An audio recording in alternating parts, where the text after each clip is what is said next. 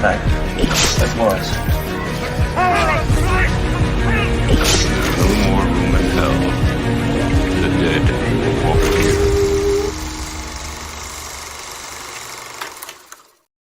Hey, what's up, everyone? And welcome to Three Corners of Horror Live. Sorry, I forgot to mute my phone.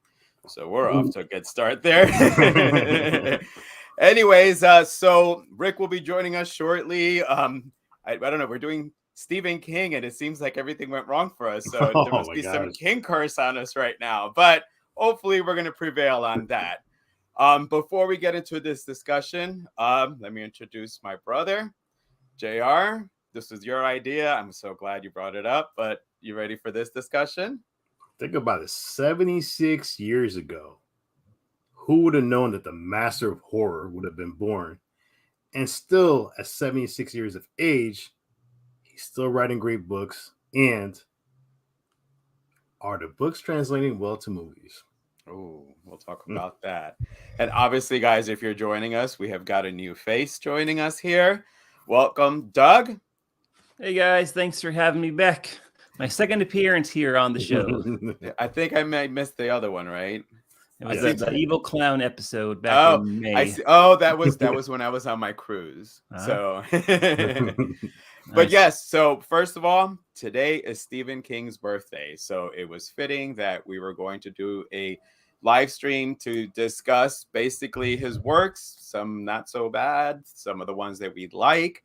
But before we get into this discussion, just give a quick, I'm going to start it. Happy birthday to you, Stephen, and just a little thank you. So, Stephen King, happy birthday. And I just want to thank you for my teenage years and 20 years because I spent a lot of nights reading your books. And then when the movies came out, grew in appreciation. There's a book that I have had with me for 40 years. I loan it to no one. It is my copy of Misery. So, I mean, thank you very much for what you have given us in horror. JR, throwing that to you. Yeah, definitely. Happy birthday. When we were looking at things for the live stream, and I noticed me and Rick were actually ironic. Me and Rick were actually on a ride to Westbrook, Connecticut for working behind the scenes for Doug's film, which we'll talk about later. And on the ride up there, we're actually thinking about, man, what are we going to do for live streams? I'm like, oh, hold up. Do you know that Stephen King's birthday is actually on the 21st? We usually don't do a live stream that soon, but we're like, yeah, we have to do one for Stephen King because, yes, the guy is a hell of a talent, a hell of a writer. And one thing about Stephen King is he's so creative and not one of his stories is similar to the other. They're all so different. So thank you so much for everything you've given us, especially as horror fans. And I'm sure we got a lot to talk about tonight. All right, Doug, your turn. Sure. Where are we starting with first? Just a happy birthday and a thank you. Oh, yes. Oh, great. Yes. Happy birthday, Stephen King. So an interesting note is that it'll explain a lot to my teachers who happen to be listening, but this is I always try to come out with a little never before heard story. I actually never read a book until high school. I cheated my way off to school. It was Cliff Notes. I'm not lying at all. I never cover to cover read a book. I did not have the train of thought to get through a book. I wasn't interested. And finally, going into my senior year of high school, I picked up Nightmares and Dreamscape. Ooh, good one. Yes. So I'm never reading a book cover to picking up an 1,000-page anthology. So thank you, Stephen. It created actually like a late start, a late love of reading for me. And it started with Nightmares and Dreamscape. So thank you, Stephen, and happy birthday. All right. So we got a couple of people jumping in real quick. Sorry. Yeah, you're good. Hey, Dave. Hello. Hey, Dave. Hey, Lexi. Lexi going. See you next week. Selena, yes, we are ready. So happy birthday, Stephen King. Talking about your misery. Oh man, I mean, it's going to be one of the ones that I'm going to discuss, but All right. So, I sent you guys the questions. I'm making sure that you guys are going to be thinking for this stuff. So, the one thing that Stephen King has done, and whether or not it was someone told it to you or you picked it up on your own, is that Stephen King has been creating his own universe. The books connect here and there. The movies have also done it. I just the other day watched, so that way I can give you guys a little bit and see if you guys know any, and just give the thoughts on the way he has built this universe. But so Misery and Dolores Claiborne are connected, besides the similar actresses. So when Dolores finds out what Joe had been doing, this also connects to Shawshank Redemption. She threatens to send him to Shawshank Prison. Well, and I'm sorry, I messed up on that one already. It's actually Dolores Claiborne and Gerald's Game. My apologies. So in both of those books, there's an eclipse. Both women are going through their events at the same time of that eclipse. So Gerald's Game and Dolores Claiborne are tied in that in the moment when Dolores is basically doing her plan to do away with her man, Jesse, the character in Gerald's Game, is going through something traumatic in that moment. That's the same reason that Dolores is taking care of Joe in her book. So not just the events, but the actual characters going through similar things. So that's the one that, and when I was watching, because I read Gerald's Game, and I'm like, huh. And then when I saw Netflix interpretation, which I absolutely love, Gerald's Game for a long time had been probably one of those books that people said they're not going to be able to do it. And Flanagan did it, delivered a great job. Carla was amazing. But the eclipse, and I'm like, hold up, wait a minute. And then as I'm watching Dolores, I'm like, I gotta look this up. I'm like, how did I miss this all these years? So, Doug, I'm gonna go to you next. Like if any of your readings or the movies, any of those little things you picked up yourself, so in case the audience might not even know this. I don't really have anything that's not obvious. Of course, Castle Rock. One that always interests me, that Castle Rock, as far as I know, is usually in Maine. Although Stand By Me, it was Castle Rock, Oregon. So I was always curious why. That was a little bit weird one. Maybe it was just they needed, like, the terrain just didn't exist in Maine for the story, so they moved it to Oregon. I'm not sure, but I always thought that was interesting, that how kind of like Crystal Lake, how it moves states depends on the movie. It's Castle Rock. Could there be different ones depending on the specific story? Well, because I know I don't really have anything deeper than that. I think the series Castle Rock is where they ended up tying. They tied everything. They tied Annie. I know Annie was season 2. I saw season 1 and I can't remember it right now for some reason. They tied a lot of the stories. They tied Annie. They tied the girl who was a reporter was the niece of the character from The Shining, Jack Nicholson's character. Okay. She was actually in there. They actually have a quick mention of a rabid dog attacking people. Cujo. Now that you say, I'll let you finish. But I got one for you on that one too. Yeah. Then they had eventually they brought in in for Misery. She was in there too. But yeah, and then Castle Rock also tied into it was a mixture of Salem's Lot and oh my God, what's the ones that Dreamcatcher. And that was season 2. They had that whole twist in where it did remind you a lot of Salem's Lot, of the house on the hill, the mysteries and below. But yeah, Castle Rock did a hell of a job, and it's a shame we only got 2 seasons from it, because I thought they could have gone a lot more with it, because it didn't feel like it ended with a good conclusion, which is rare for Stephen King. All right, well, see, because obviously you guys know I love Stephen King, so I've got a couple more for you. So there's Christine, which guys, keep an eye out. We got something coming up for that. Christine appears in Cat's Eye. in the beginning. It's the actual Christine car, and there's even a sticker saying "I am Christine." Christine also appeared in It. It's the car that Pennywise gave to. There's so many characters, hard to remember them, but the one that was trying to kill the losers. And supposedly, Pennywise can control Christine. And Christine is also mentioned in The Stand.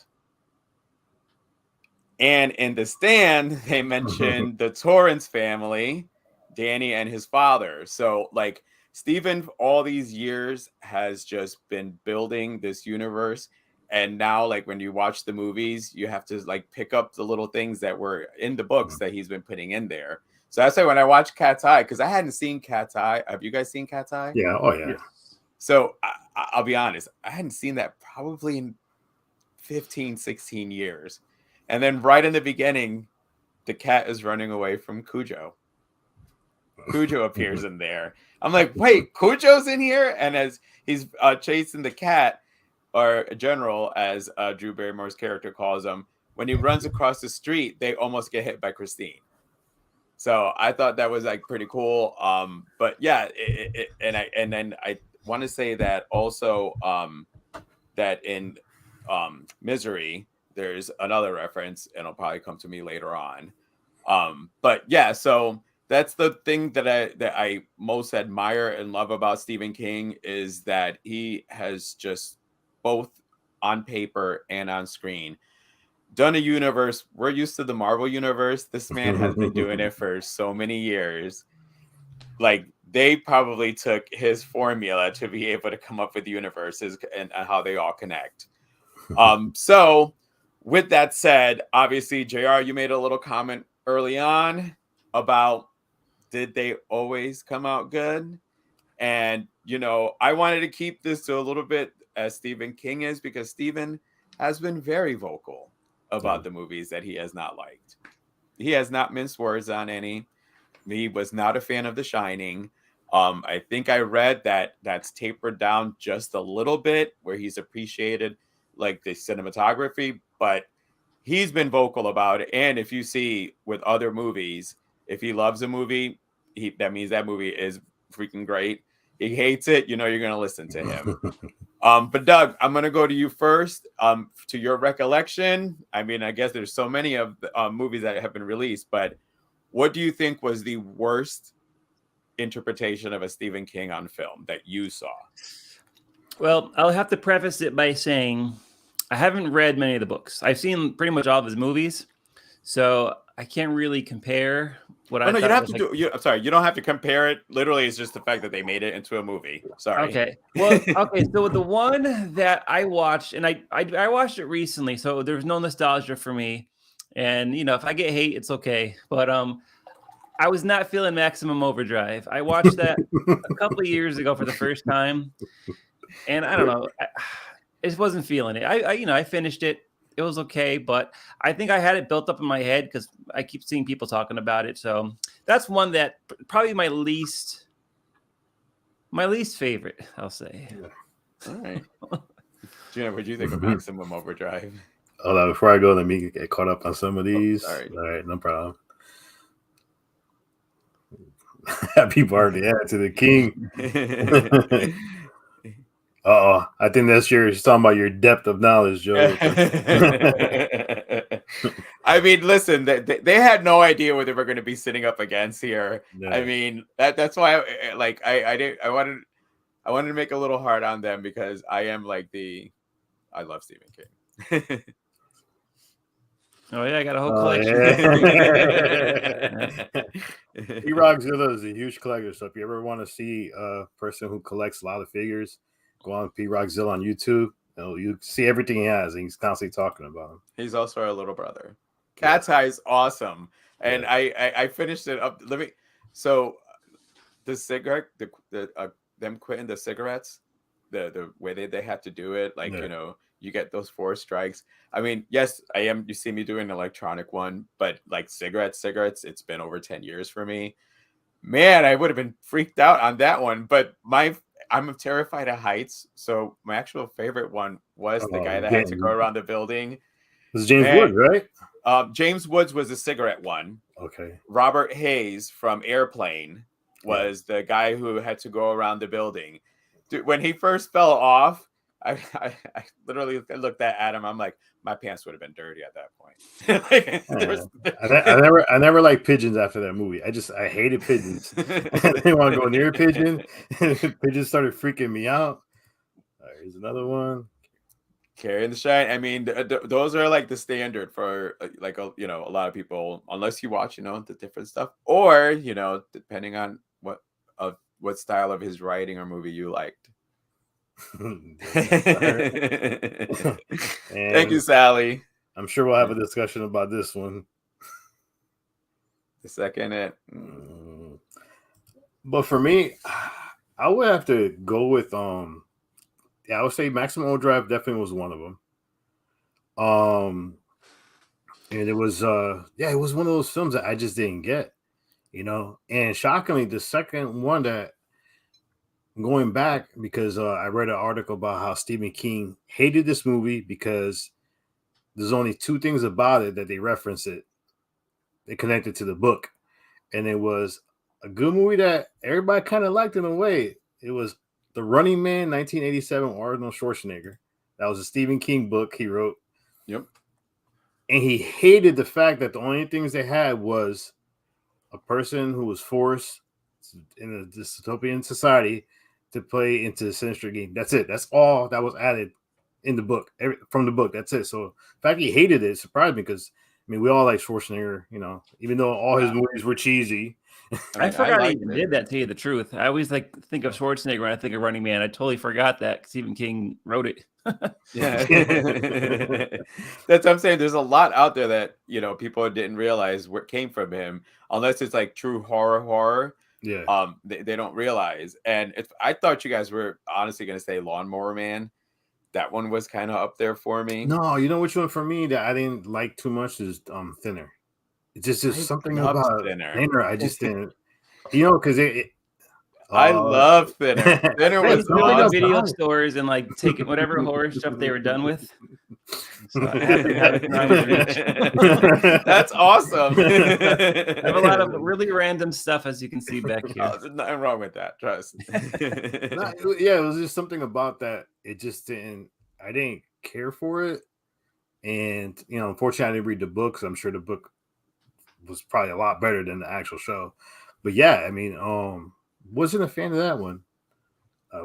We have one comment here. Sorry, the Tall Grass with no, I agree with that. I thought that one also because considering because Gerald's Game was good. 1922 was good. 1922, and then that one came out and it was a huge disappointment. And it's again, I'm sure the viewers are probably tired of me saying this, but it is the all right, Ricky. Hey, jump on whenever you can. Yeah, if you can, you can. If not, we miss you, bro. You can message on here. But with that one, it fell under the new trope of putting that message out, and it was. Well, the problem I had with that one too is it reminded you too much of the Children of the Corn. Because I was wondering, what the hell is in the field? What is in the field? And then, when you find out what it's all about, and again, I'm like, Yeah. Definitely. Oh, actually, since you mentioned Children of the Corn, do the sequels count as yes, the worst King movies? Oh, because it's based on Genesis.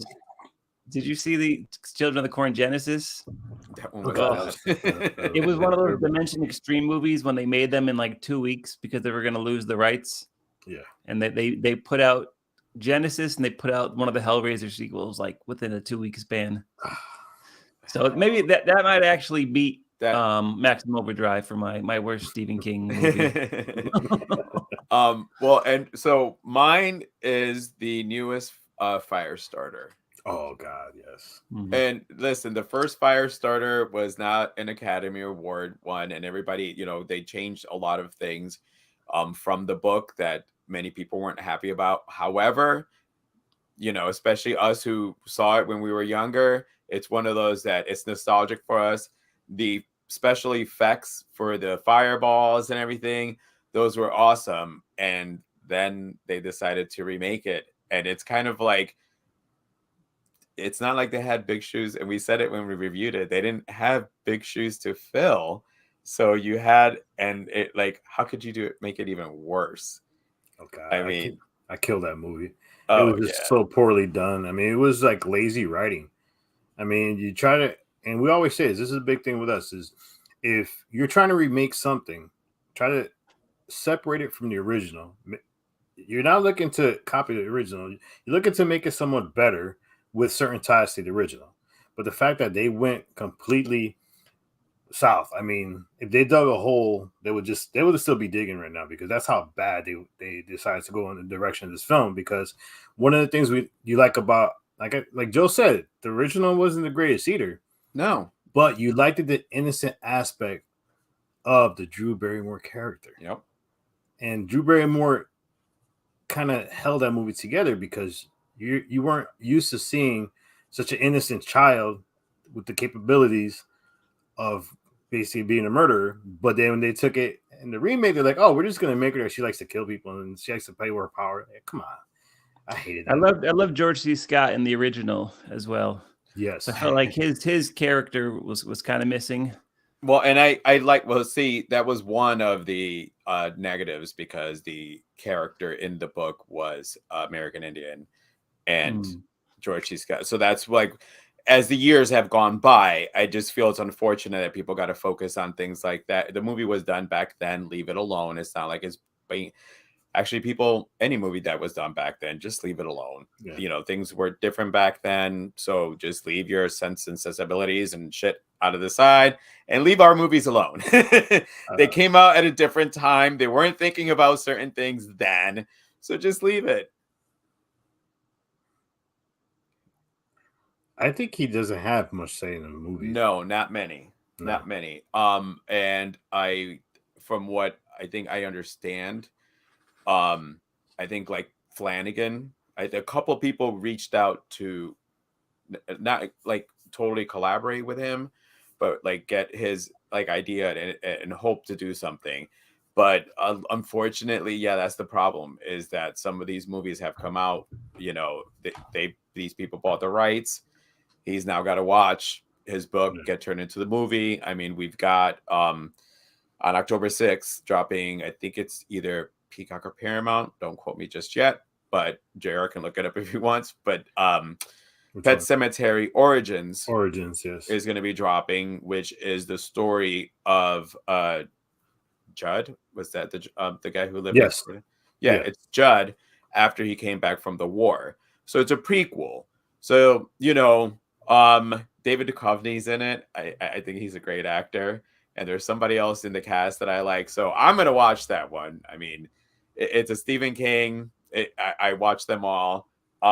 Before we move on, though, I'm going to name off a couple other movies that generally were hated by people. See if you remember them, hated them. Was it The Night Shift? The one with the rats? No, Graveyard Shift. Graveyard Shift. What'd you guys think of that one? That's generally kind of not like, again, a lot of people did not like that one either. To tell you the truth, I watched a long time ago. Doesn't stick with me, so maybe that says something. There you go. Trying to think of another one that besides Lawnmower Man. The Mangler. Oh man, the Mangler. And yeah, we saw that one. You and I actually remember, like, that one was one that we saw when we were young. Yeah, that was another one that. But it's, I mean, again, when you read something on paper and to translate it on film, it's you know, it's pretty hard to do. You know, I'm not doing it because I know I couldn't even do it. In my mind, it looks great when I do it. But so with that, because again, I'm going to my Misery, which is going, to let you guys know ahead of time. Misery is going to be my favorite King movie. So, but I want to ask you guys, which one is your favorite King movie? You know, if it's an old one, throw in some, you know, how you saw it. I mean, everybody loves those stories. But so what is your favorite Stephen King movie? And Doug, we'll go ahead and start with you first. It's really hard. I'm going to say movies. I have 4. Well, here's the thing. Depends. Since Rick's not here, and we gotta, I don't want us to rush out of here so quickly tonight. And generally, when Rick's here, because he and I, it drags out a little longer. So, I mean, we got the time here. Narrow it down to 3. Okay, I gotta drop one. Oh man, This is the best way I can put you on the spot now. Okay, that's fine. Well, 100%. Misery is top 3. I just, it's great that generally was primarily 2 characters, very isolated, very secluded. You had a couple characters like the sheriff, but it was just really strong characters. And there's only about 7 characters in the entire movie. There were 7 strong characters, and I felt like it was very tight. There was nothing that dragged on too long. I just thought it was one of the best made Stephen King movies, in my opinion. And, of course, I don't need to say it, but Annie Wilkes, was fantastic. It's like she was perfectly neurotic. And it was like such a good balance that she was kind of quirky, but not quirky enough that you like her. You know what I mean? It was like a perfect balance of complete psychopath and like a quirky neighbor. She cared, man. That she was his number 1 fan. She meant well. That's the thing. That's totally meant well. She's like a great villain is, it's Shades of Grey, which was her. She even in her thought with his book he was writing that she burned and she wanted him to rewrite. It's like she was looking out for him in her twisted way. That she was correct in her way. She was doing right. She didn't think that was, dignified to him, and said redo it. Had him burn his book, which as a writer, it's, that's always a heart-wrenching scene, But no, that was a fantastic movie. Yeah. So that, although I go back and forth with that and Stand By Me. Stand By Me is phenomenal. Yes. I watch at least once a year. Just, yeah. Fantastic movie, good coming of age story. Again, it's a very tight. Characters are all good. I feel like everyone could relate to one of the 4 boys. One stage of their life. It was very relatable. Yeah, there's nothing supernatural about it. Just a great story. It's like it's an adventure. It's a coming of age story. A great drama. It was funny. There's some really funny scenes in there. Solid movie. So I it's hard for me to pick one over the other. That's the best part of coming out here, and wait until you join us for the next one. I like to keep it a little chaotic. I keep you on your toes. That's the whole point. Yeah. Okay. So my third one, because I can only choose 3, right? This is not going to be one people expect, but like I always find that a movie doesn't have to be good to be your favorite. Some movies could, as long as they're entertaining and there's like a personal connection and you can really like connect to it and enjoy watching it over and over, it's good. So if I was picking the best ones, I would pick Shawshank, but my favorite is Sleepwalkers. One of the top 3. Though. I like that one. I know I see a lot of hate for it, which okay, it's not going to affect my enjoyment of it, but it was like perfect. Stephen King, Mick Garris. They've done a lot of movies together, but it was what Garris always talks about is Stephen King's Norman Rockwell Goes to Hell. And that movie set it up perfectly. It's like everyday America, average American girl, and then things just get twisted, like twisted. Alice Krige, I think, played the mom. Yeah, Alice Krige and Brian Krause from Charmed was the son. I like that one, but as you said, it's not great, but you can watch one of his that for other people they don't consider it great, and they love it. And to Stand By Me, as you said, a lot of people, juniors, like that one has, especially for us, because this has come up before, because like that's where when we were younger, that's where my 2 brothers decided to call me Lard Ass, was from the story. See. So We I were used to yelling. like walk into the room and they would do the boom to like the noise that the kids were making. So yes, Stand By Me gave my two brothers away, but that's okay. I mean, and I told them I've gotten past that. But again, I watched that movie, love that movie.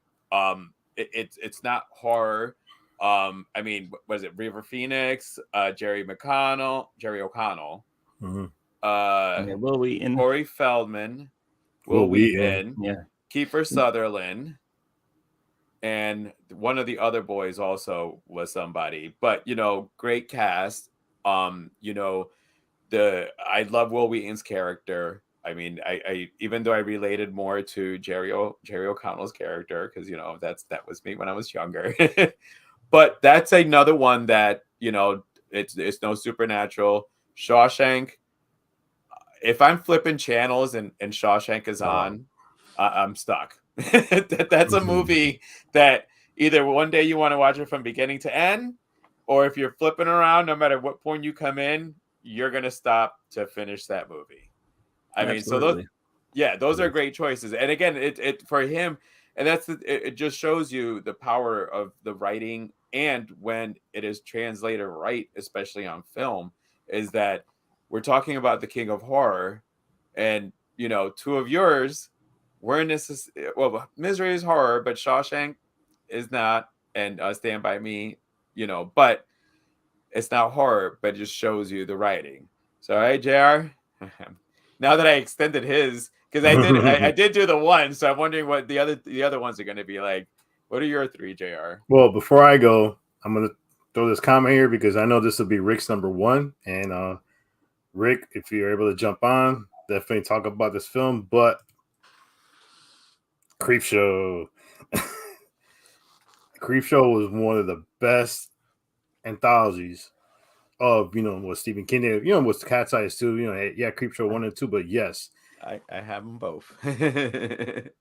the scene where he turned into the plane was freaking amazing. The hillbilly It guy. was. Well, and it's funny because with Creepshow, the one with Ted Danson and Leslie Nielsen. Yeah. Well, I can't remember the name of that segment. That is similar to what happened in Cat's Eye, where the guy makes him go around the building. So instead of making him get buried and do this, he went around the building. So I noticed on that one, I'm like, hey, this is kind of like, so it was pretty cool. But Creepshow, yeah, Rick, I knew Rick that was gonna be his favorite. Yeah, I definitely. mean, how can you not love that movie? And actually, we'll talk about it real quick, just to give him his little shout out, because I think George Romero was involved with this one also. I think for the Father's Day. I mean, this one, everyone knows Creepshow. And actually, we'll stop for a minute before you go to yours, JR. Right. What was your favorite segment in Creepshow? Which was your favorite segment? So, since I interrupted you first, and we'll go back to your list, JR, since I interrupted, which one in Creepshow was your favorite segment? Mine, I gotta be honest. The one where the guy basically was a college professor planning to kill his wife. The crate. The crate. Adrian Barbeau. Yeah, that was awesome because the fact that here you have a calm guy and just a wife that's driving him totally crazy to the point that he's willing and wants to so badly put her next to this crate to just kill her and get totally rid of her.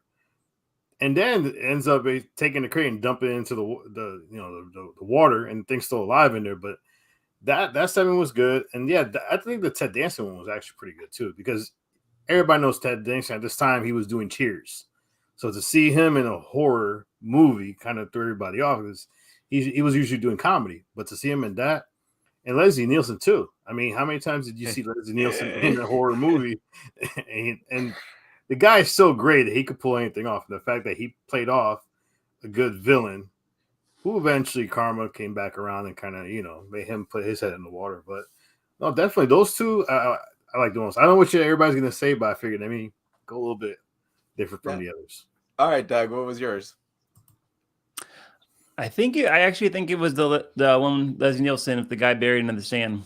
I think it was very, very claustrophobic. Yeah, it was kind of like, I can kind of relate to it from childhood memories with friends at the beach and getting buried. And I was the youngest of everyone. I'm like, all right, guys. So I think like internally I connected to that one. But yeah, they're all good, but that's the one that stands out to me the most out of that one. Mine is great also. I mean, just call me Billy. I mean, she was Adrienne Barbeau. Sorry for the mispronouncing. Adrienne Barbeau was amazing in the role. I mean, like, you hated her. Like, you wanted when he's hitting her against the crate, and she's like, "What the hell are you doing?" That was can't even finish, and he like, oh no, that one was awesome. I will say, in that one, the one that gave me like the willies was the cockroach one. Oh God, I hated that one. Yeah, for a while there, I was afraid to open cereal boxes. Like, I legit was worried. Like, I love Raisin Bran. I know, like, this is like as a kid. So we used to get the packs that used to have like the 10 little different ones, and my brothers would get all the sweet ones. They'd jump on those. So I always knew that if you waited, like the Raisin Brans and the regular corn flakes were leftovers. So I used to go, get the other ones and get those. But Raisin Bran made me always think of this, the scene where he's pouring his cereal and the roaches come out. Oh yeah. But like like just before we go on, hopefully I don't know how your recollection is, but what about for Creepshow 2? What was your favorite segment in Creepshow 2? Doug, I'm gonna go to you first on this one. If you remember, I don't know how long it's been since. I know I watched it in the last like 2 to 3 years. I couldn't tell you a single one. I'm sure I remember them, but I watched a lot of anthologies and they kind of all blend together. Kind of hard when you see him like that. Yeah. So I'll let Jose go first, if that's cool. All right. Well, that way, whatever which one we say. Memory, yeah. I think everybody's gonna know. Thank you for the ride, lady. The guy, the woman who hit the hitchhiker, and the dude keeps coming. And thank you for the ride, lady. And she's doing everything possible to freaking escape. And then she finally gets home, and he's there waiting for her. Anyways, that one was crazy because it was so done so well because it was sarcastic in so many ways. Yeah, I mean, you got hit by a car. Thanks for the ride, lady. Coming. That's all he kept saying. Well, Adam loves that one. If he ever does something in the car, he'll be like, "Oh, that's gonna cost you, Mrs. Lansing." Like, that's the favorite one for him. Mine actually, I like the raft. The raft was my favorite one on that one. Because I mean, growing up north, we've swam in things like that, and you swam out to whatever that little, I'm talking about, JR. Indian Wells had it. So the raft was probably the more like, like it can happen type of thing. Like, the hitchhiker one, but the raft, I like the raft one. The raft one for Creepshow 2. Creepshow 2. I was like, did I say that wrong? Is the one that I like. Did you like either of those, Doug? They were fantastic. No, I keep it real. I don't remember any of them. So, but You're good. Yeah, the raft was the one where they're in the water and there's this tar thing coming at them, and it looks like the Blob. Mm-hmm. So one by one they're getting killed. So the guy basically swims for it, and he finally gets to the beach, and as he's crawling to the beach, it's like there on the shore, and he goes, "I beat you." Then he comes in, grabs him, pulls him into the water. Music's still playing. His Camaro still sitting there. And it's funny because for Creepshow, the other quote that I remember is, "I can hold my breath for a long time." And then you had the colors in the background when he's oh yeah, because that was the way, like, the best part, how it went to the comic books. Yeah, and we were comic book geeks at that time, so for us, like, seeing the transitions, that was pretty cool. All right, well, JR, because I know I interrupted you before. Let me get caught up with some of these real quick. Yep. So All right, so I was talking about the It book. Joe, I know you read the It book. I read the It book. Oh my god, the It book was yeah. Sleepwalker, definitely. See, you got another fan of Sleepwalkers there. Message for Joe.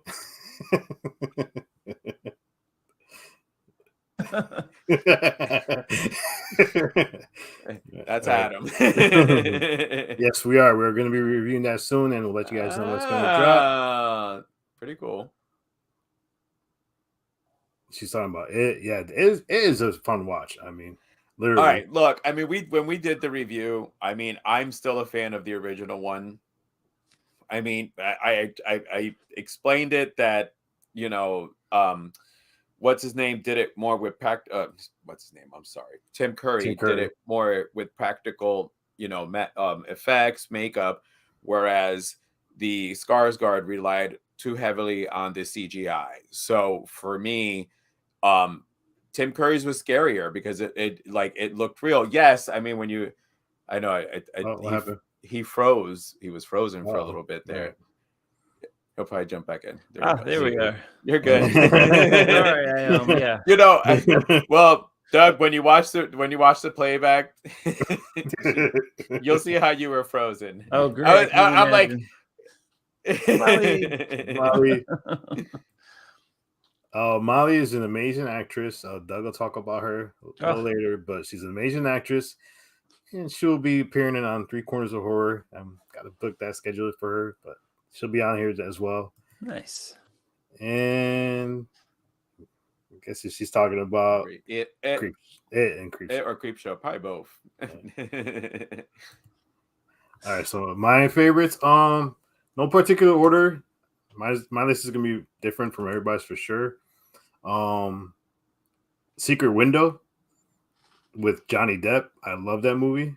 It's a Stephen King film. The fact that, you know, I mean, actors and writers could take it where you immerse yourself, even, you know, you immerse yourself in the characters to the point where you have to become the character to see the character from their viewpoint. But the fact that this film took it to the extreme it did, where, you know, you had all the Easter eggs in the beginning with the wife saying, you know, you sure you want to be up there by yourself? You sure you want to go by yourself? Or the ex-wife, because obviously he had an incident before when he wrote a previous book where obviously this character he became was a bigger threat in real life than in the books. And then you get, oh my God, I forgot the name of the actor. The one that played, you stole my book.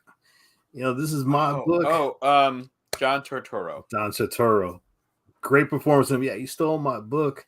You know, you're gonna finish this book this here, and he's giving them the papers and basically he's holding them hostage. And then the twist you find out is that he is the character. He's the one that murdered all these people while writing this, you know, this book, which I liked it a lot. I'm gonna go with there is one that's the same. Shawshank Redemption is a hell of a movie. I mean, the narration. You can't do no wrong. The fact that wrong with that one. I love movies that have very good narration during certain scenes, and the fact that you have Morgan Freeman doing majority of the narration for the entire film, and it's not horror, but it's the fear of being wrongly accused and going to jail, even though, you know, he ended up becoming a criminal while he was in jail, and he was an innocent man outside of jail. But yeah, Tim Robbins, excellent performance in that role. I mean, and that's a movie that it still stands the test of time. You could still watch it as many times as possible. You don't get bored of it. You end up catching a little bit more things that you missed, you know, the first couple times, you know. But yeah, definitely a good film. And my other film, which I'm sure like barely anybody has watched, is called The Night Flyer. It's based off one of Stephen King's short stories. Mm-hmm. And it is about a writer who works for one of these National Enquirer types that they hunt UFOs and different, you know, like crazy stories. So in the film, he hears a story about people dying at small airports. So he decides that he's going to follow the story. And what turns out being is that he's actually trailing a vampire, which is a very good twist because the vampire doesn't fly. He actually flies a small plane from airport to airport, stays in these small airports, and basically goes to these like in one scene he stood in a old couple's house for a couple of days, and has probably one of the greatest endings in the film as far as twist goes. Very good film. Night Flyer. I mean, practical effects. It was let me make sure I get the year right. It was a It was 1997. 97. Yes, 1997 film. And I actually read that one. It was good. Did you see the movie? I did not, believe it or not. It's one of the best transitions from film. Yeah, I mean, from good one. book to film. But I'm gonna throw a loop for everybody because I know nobody mentioned this one, so I'm just gonna throw this one. Silver Bullet. You're an asshole. Oh, yeah. You're an asshole. I'm gonna move on because it's funny. Because then I all right, go ahead, do yours. No, the Silver Bullet. What you guys thought about it? No, like no. Go ahead, say why that's one of your favorite ones.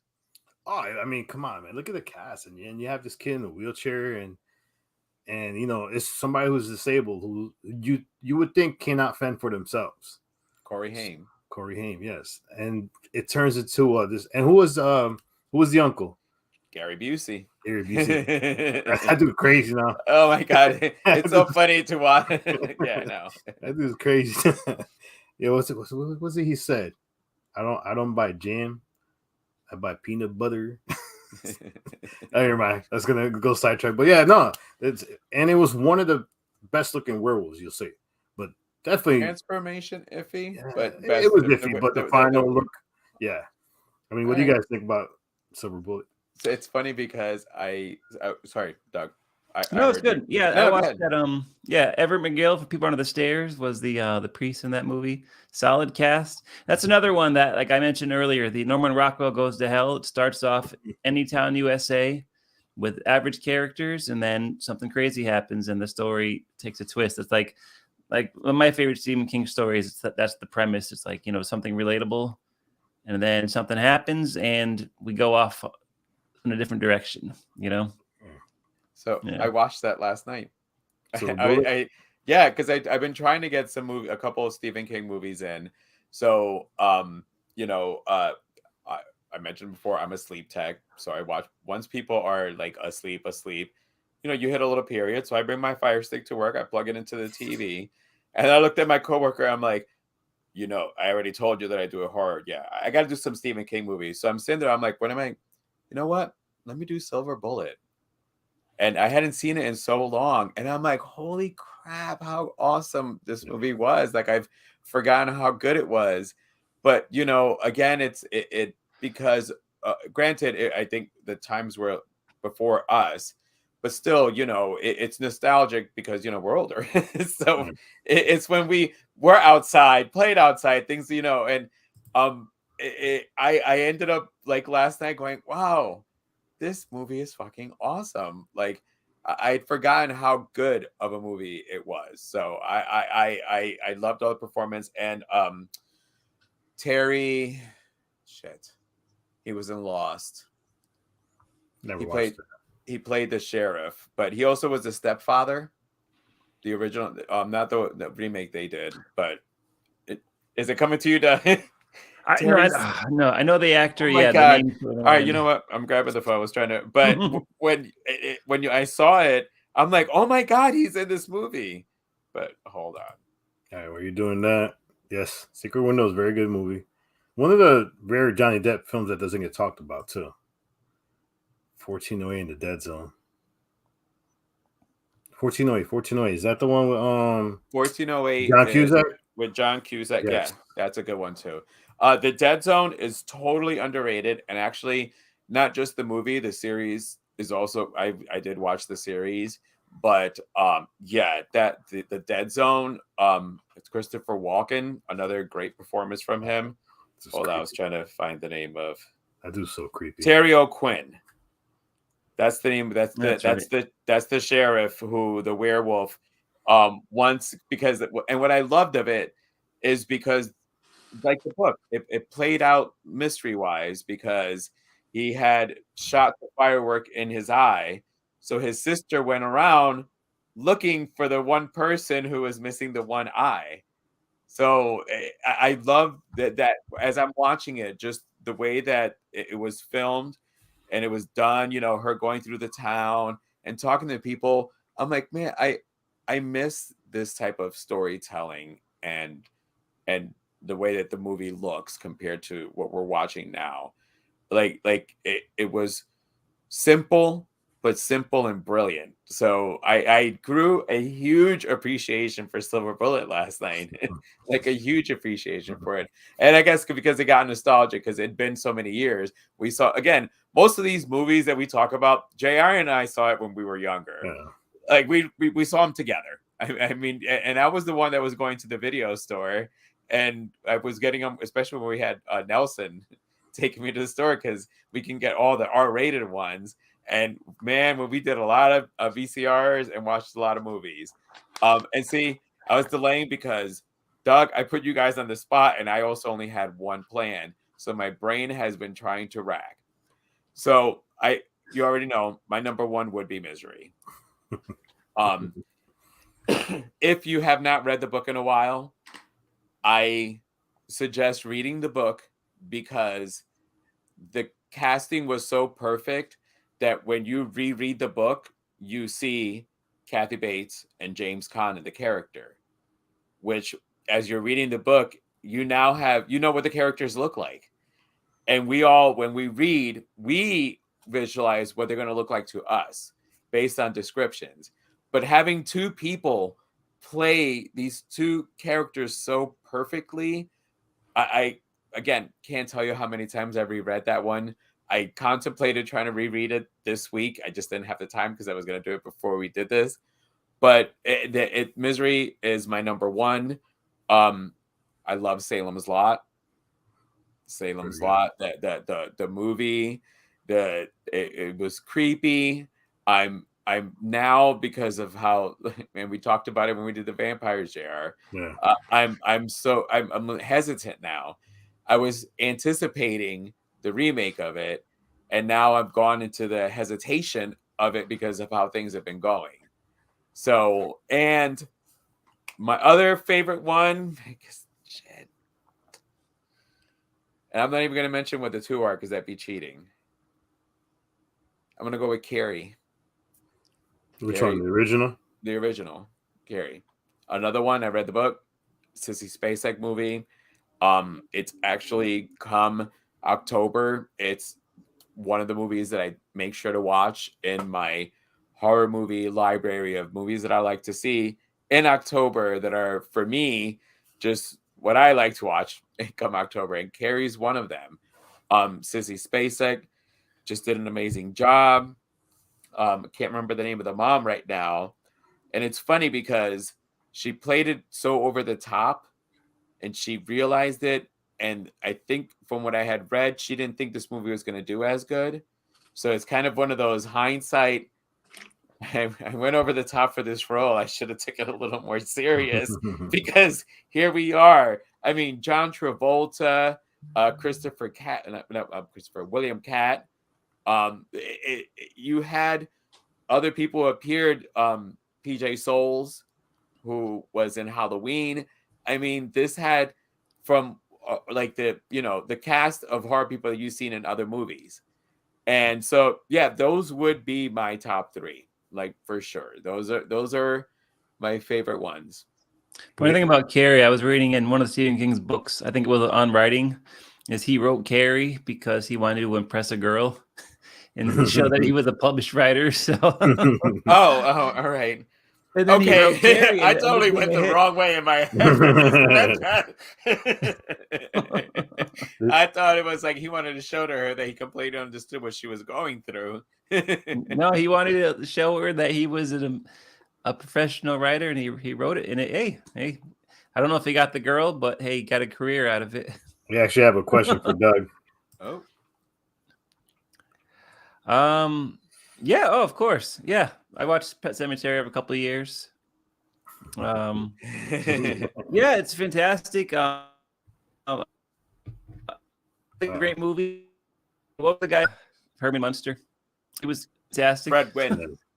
Yeah, Yes. yes, yeah, Fred Fred Wynn. That Yeah, voice. Miko Hughes in his. Miko Hughes is like is an actor that doesn't get mentioned much. He was in a bunch of horror movies in about a 5-year span. But yeah, he, played the kid really good. I thought it was solid. I love that And kid. I know Stephen King commented on the prequel that's coming out.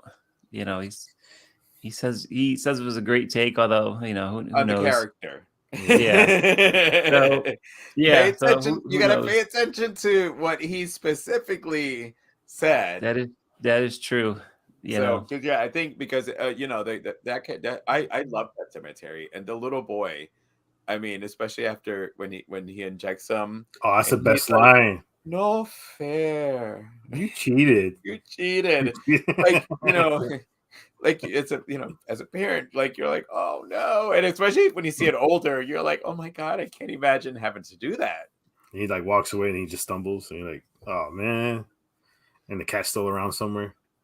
Well, and because I know, and I cheated a little bit, and I'm gonna ask you for another one, but I do have one quick pop quiz fun fact. Whoever gets this one right, how many movies has Drew Barrymore done of Stephen King's?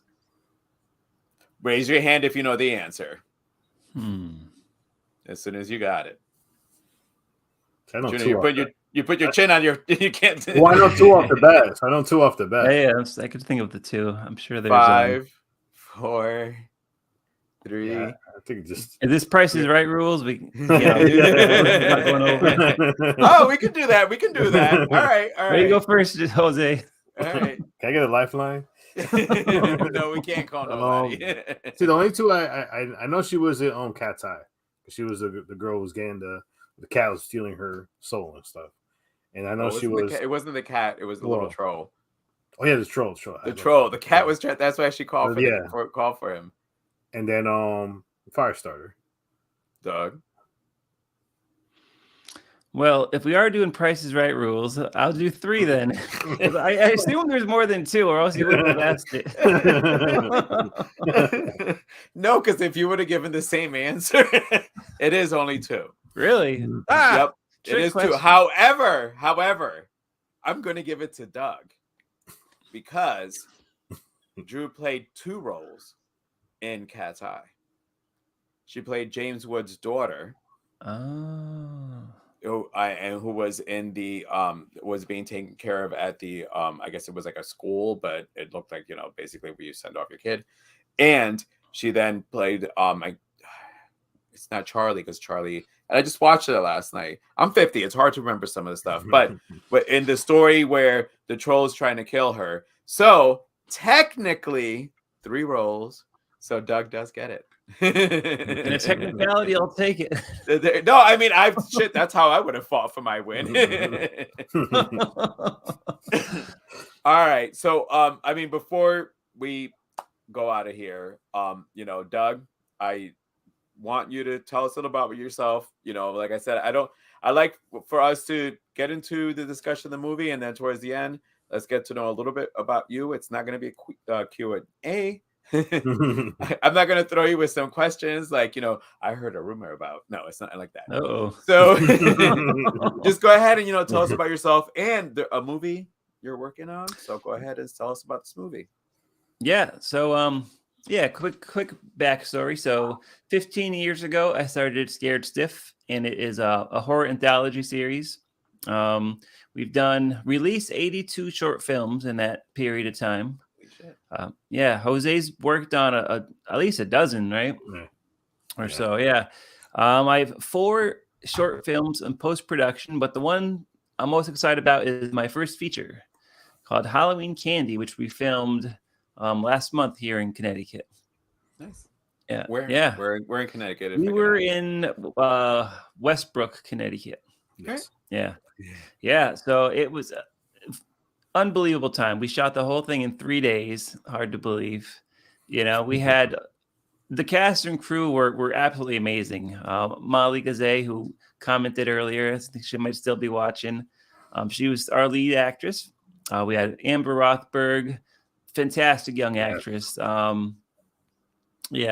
Nate and Sarah, everyone just was super solid, super fun to work with, and the crew, I could not have asked for anything better.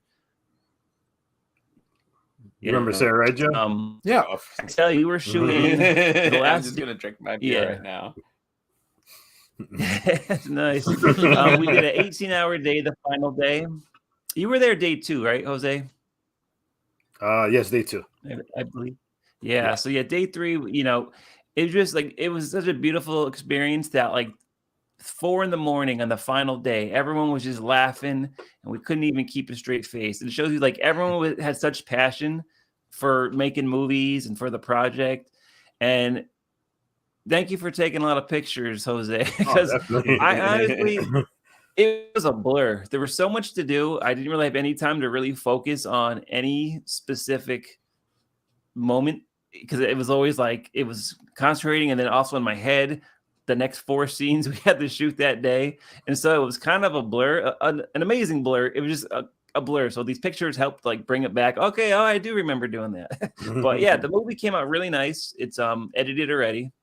It's currently in post-production. It's like soundtrack's being worked on right now. Yeah, we are still trying to get it out for this Halloween. The only problem with doing a holiday-related movie, it's, if you miss your holiday window, you're not looking at a month delay. You're looking at an 8-9 month delay, But I really want to get out this year. It's still possible. But I also want to make sure it's ready. I don't want to it's like the angel and the devil. It's like, you got to get it done. You got to get it out. But then I'm like, but it's got to be good. It's got to be right. You know what I mean? So, yeah, I figured everyone worked so hard. I know it'd be really disappointing if it didn't come out this year, but I think I got to think best for the movie because it's good. I'm really happy with it. I'm not just saying it because I wrote and directed it, but I would enjoy to watch. I would enjoy watching it. That's the important thing. When I write something, it's like, okay, would I like watching this? If not, back to the drawing board. Keep in mind, Three Corners, we're open to review. So okay, no, absolutely. Oh, yeah. When I get to that point, you guys are yep, absolutely. Yeah, Dalen was our makeup artist. She was fantastic. Didn't complain at all. No one complained. It's amazing. We did about 44 hours in a 3-day span. Nobody complained. It was like a really amazing experience. I hope all my movies go as smooth. So. Well, I'll tell you what, can't wait to see it and review it. Yes, absolutely. You'll be one of JR. the Come on, we gotta do another. No, definitely not. I think we've done one independent one. No, we've done 2 independent ones. One was an international one, which was kind of. Are you talking about Adrian's? That it was the Brazilian one. Wait, no. Remember, we did the Brazilian one that about serial killer. That was an indie film. Remember, we all kind of. It was the guy who basically was killing the people, and then he was. Oh, yeah. We had a producer ask us if we can review his film, which we reviewed it. I'm gonna take another step. And then we reviewed this other guy who did the film during COVID, and Cheap Theater. And you can have to go watch it. Yeah, I love that movie. I'm sorry, but if those little fucking furry things start talking to me, I'm out. But that was a great movie. Yeah, catch Cheap Theater. And then watch our review of it. But yeah, we are definitely looking at bringing in indie filmmakers more because indie filmmakers are ignored pretty much. So we want to shine more of a spotlight on indie, horror filmmakers, put them, review their movie. They want us to review it for an honest review, and then bring them on and talk about their film. So yeah, definitely, we'll review it and we'll bring you on too. Yeah. Cool. Well, I don't know. Do we want him to sit in for the review? Maybe not. Well, not for after review. We'll bring him the week after. Yeah. I want honest reviews on this stuff. I don't know. I'm just don't worry about hurting my feelings. But I'm confident you guys will love it because I'm really happy with it. You know, we got the animated open yesterday. I have a graphics guy working on that.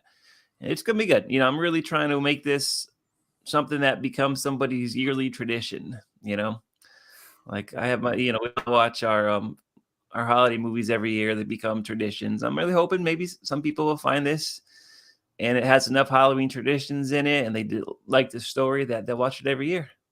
My residuals will grow. I'm kidding. Well, you're building it up for me, so Thank you, Hey, Coco. cool. Thank you. you're building it up, so I'm looking forward to. Cool. Absolutely. Thank you. Yeah, it'll be done soon. All right. Well, I'll get you a copy. guys, thank you for joining us. For Stephen King again. Stephen King, happy birthday! Birthday. Thank you for basically giving us some, because you know what, your writing, it's not just all horror. All of us on our list had stuff that was not like the supernatural. So thank you for the writing, the movie, everything you've given us. And, you know, with that, this group is going to sign off. We do have for next month, you know, I know it's Halloween, but we're going to discuss, you know what? It's time to discuss witches. Mm-hmm. Because, you know, we've been focusing on the mask ones, but, you know, it's time to get the witches. Thank you. Thank you for joining us. Thanks, Dylan. But yes, so next month we are going to be discussing witches, and JR said witches, but we're going to put warlocks because you know what? The men got to be in it too. I mean, you got definitely. I mean, Julian Sands, thank you. But anyway, so join us next month for witches and warlock and the next 3 corners of horror because we are now done with Stephen King. It is the 40th anniversary of Christine. And we're going to be joined by one of our guests. And hopefully Doug had a good time tonight that he'll be joining us for a review for something that we ever have on our list. So until next time, stay scared. Absolutely. We all cheer for big bottles of beer. You guys have a good night. Doug, thank you for joining us. Thanks, bud. Thanks for having me. This was a blast. Everybody, have a good night and don't get bit. All right.